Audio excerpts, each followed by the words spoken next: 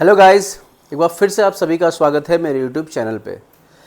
जब भी हम कोई इन्वेस्टमेंट के लिए बाहर निकलते हैं या हम कभी कोई प्रॉपर्टी इन्वेस्टमेंट या अपना घर खरीदना चाहते हैं तो हम कोशिश ये करते हैं कि हमें अच्छी से अच्छी प्रॉपर्टी मिले और उसमें आगे चल के हमें काफ़ी सारा बेनिफिट भी हो, मॉनेटरी बेनिफिट भी हो और रेंटल इनकम भी बने। तो इसलिए ही हम इन्वेस्टमेंट करते हैं। बट ये सब करते हुए कई बार हम गलती से कुछ ऐसी मिस्टेक्स कर जाते हैं जिससे हमें फ़ायदा होने के बजाय उसका काफ़ी सारा नुकसान उठाना पड़ता है।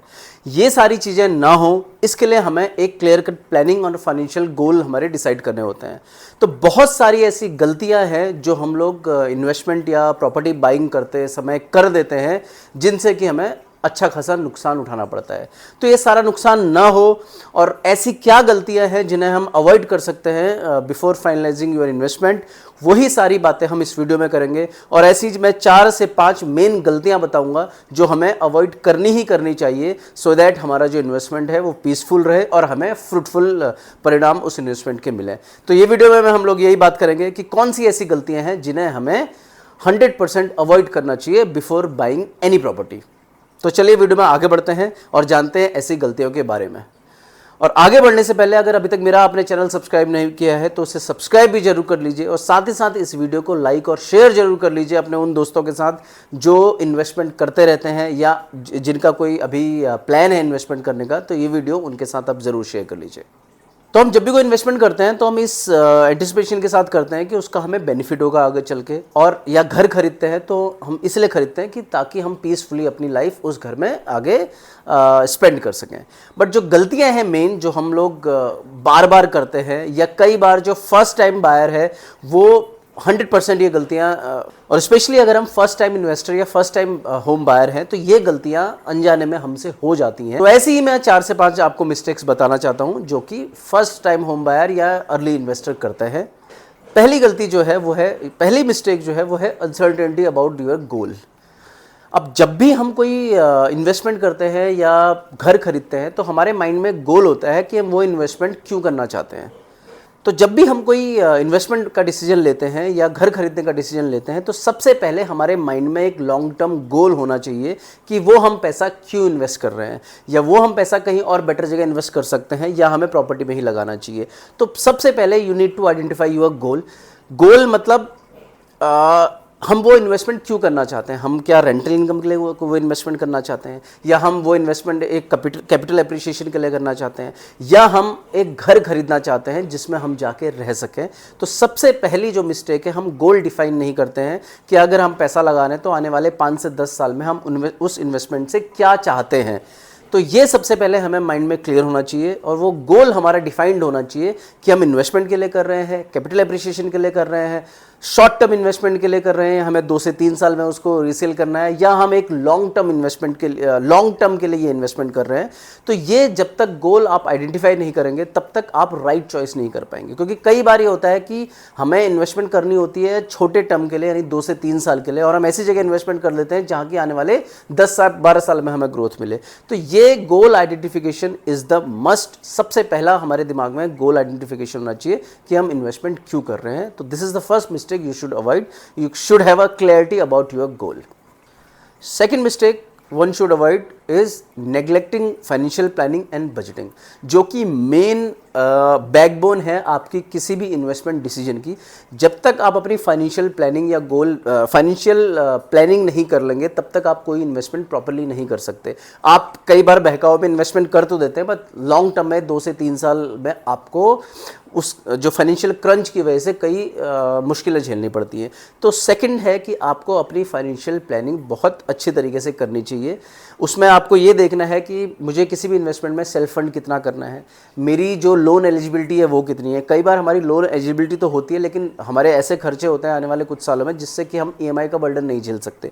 तो हमें ये भी माइंड में रखना चाहिए कि अगर मैं लोन ले रहा हूँ तो क्या मैं उसकी ईएमआई भर सकता हूँ अपने लाइफस्टाइल को कॉम्प्रोमाइज़ किए बिना। हाँ, छोटा मोटा कॉम्प्रोमाइज़ आपको जरूर करना पड़ता है बट कहीं मेजर कॉम्प्रोमाइज़ तो नहीं कर रहे हैं अपने लाइफस्टाइल में उस ईएमआई को भरने के लिए। सेकंड, अगर आपकी कोई प्रॉपर्टी बिकी है उसमें से मुझे कितना पैसा कितने टाइम में आएगा जिससे कि मैं अपनी नई इन्वेस्टमेंट के लिए डाउन पेमेंट कर सकूं। तो ये दोनों क्राइटेरियाज आपको दिमाग में बहुत ज़रूरी से रखने चाहिए। पहला कि आप सेल्फ फंड जो करना चाह रहे हैं उसका पैसा आप कहाँ से लेके आने वाले हैं, क्या अरेंजमेंट्स है। सेकंड, क्योंकि कई बार लोन में क्या होता है कि हम भूल जाते हैं कि चलो बैंक से लोन ले लिया 50 लाख का, लेकिन उस 50 लाख की ईएमआई आपको 2 या 3 महीने के लिए नहीं भरनी है, आने वाले 5 साल 10 साल 15 साल के लिए भरनी है।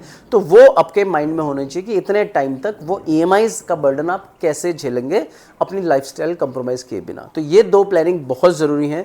तो बजटिंग आपको it's a very crucial point to decide your investment. Third जो मिस्टेक है जो हमें अवॉइड करनी चाहिए, which is lack of thorough research. जब भी आप कोई इन्वेस्टमेंट करते हैं, जैसे अगर आपका गोल डिफाइंड है तो आपको एरिया भी पता है कि मुझे किस एरिया में इन्वेस्टमेंट करनी है, तो जब भी आप साइट विजिट करने उस एरिया में जाते हैं तो उससे पहले बेसिक रिसर्च आपको उस एरिया की होनी चाहिए। उससे 2 फायदे होंगे। पहला फ़ायदा, जब भी आप साइट विजिट पे जाते हैं तो आप अगर रिसर्च है एरिया के बारे में तो आपके बहुत सारे सवाल होंगे जो क्वेश्चंस आप सेल्स पर्सन से कर सकते हैं। अगर जिनके आपको सेटिस्फैक्टरी आंसर मिलते हैं तब आप उस इन्वेस्टमेंट में आगे बढ़ सकते हैं। सेकंड, अगर आप किसी भी एरिया के एरिया में साइट विजिट करने विदाउट एनी रिसर्च चले जाएंगे तो वो सेल्स पर्सन आपको जो भी बोलेगा आपको उसको मानना पड़ेगा। अगर सेल्स पर्सन ने बोला भाई इस एरिया के 5 किलोमीटर दूर एयरपोर्ट आ रहा है या 2 किलोमीटर दूर आपका हॉस्पिटल है, अगर आपकी रिसर्च नहीं होगी तो आप उसकी बातें मान लेंगे क्योंकि आपको एरिया के बारे में पता ही नहीं है। तो जो भी सेल्स पर्सन कहेगा that is true for you. But अगर ऑलरेडी आपकी रिसर्च है उस एरिया के बारे में या उस पर्टिकुलर डेवलपर के बारे में, तो आप उससे क्रॉस क्वेश्चनिंग कर सकते हैं, जिससे कि आपको कई सारे सवालों के जवाब मिल जाएंगे इन्वेस्टमेंट फाइनलाइज करने से पहले। तो आपको रिसर्च उस एरिया की, उस पर्टिकुलर डेवलपर की और उसके आसपास क्या है, ये सारी रिसर्च आपको बहुत ज़रूरी है साइट विजिट में जाने से पहले। तो this is also one mistake we should avoid. इसके अलावा एक और मिस्टेक हम लोग करते हैं which is falling prey to overly attractive promises by the developer और बाय द सेलर। अब इसको मैं 2 पार्ट में बोलूँगा। इसमें एक और चीज़ मैं ऐड करना चाहता हूँ। एक तो यह है कि आप एडवर्टीजमेंट देख के कई बार इन्वेस्टमेंट के लिए हम लोग चले जाते हैं। अब एडवर्टीजमेंट में कितनी सच्चाई है, उसके अलावा एडवर्टीजमेंट जो वो कर रहा है उसका कोई लॉजिकल रीजनिंग है, या ऐसा तो नहीं है कि बहुत सारे प्रोमिसेस करके आपको कोई गलत चीज़ बेची जा रही है।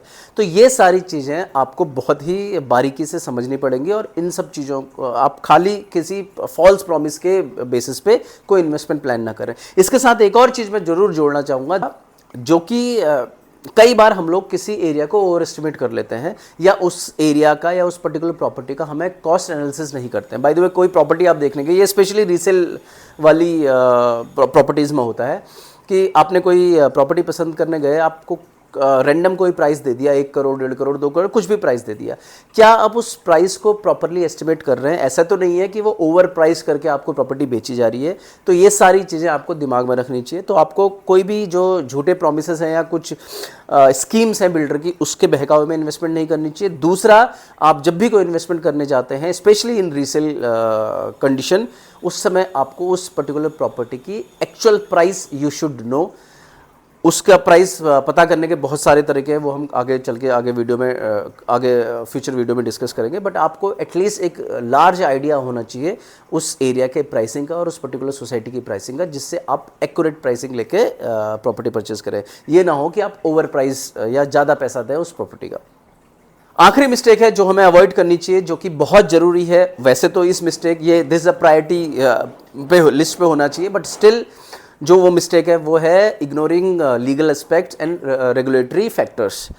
अब ये रीसेल की प्रॉपर्टी में स्पेशली होता है कि जो भी प्रॉपर्टी आप देखने जा रहे हैं, वो 3 चीज़ें, वो उन चीज़ों में आपको जो देखना चाहिए, एक तो लीगल कोई हैसल तो नहीं है, चेन ऑफ डॉक्यूमेंट्स पूरे हैं, ये आपको देखना है। इसी के साथ साथ वो प्रॉपर्टी बनाते समय कोई अथॉरिटी के कोई जो रेगुलेटरी है उसको फॉलो किया गया है नहीं किया गया है, कोई अथॉरिटी के नॉर्म्स को तो नहीं तोड़ा गया है वो प्रॉपर्टी बनाते हुए।